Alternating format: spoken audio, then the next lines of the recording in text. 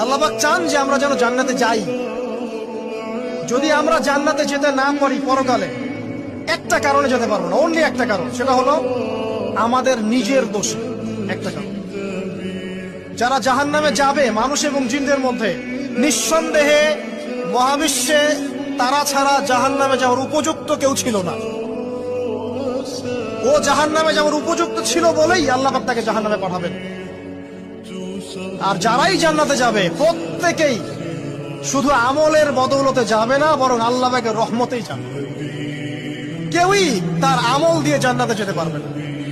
নবী সাল্লাল্লাহু আলাইহি ওয়াসাল্লাম এমন ভাষ্য বলছেন, ইল্লা আনা, আমিও না, ইল্লা বিরহমাতিল্লাহ, আমিও নয়, তবে আল্লাহ পাকের দয়া আমাকে ঘিরে ধরবে। আল্লাহ পাকের রহমত যাদের উপরে বর্ষিত হবে তারাই জান্নাতে যাবে ইনশাআল্লাহ।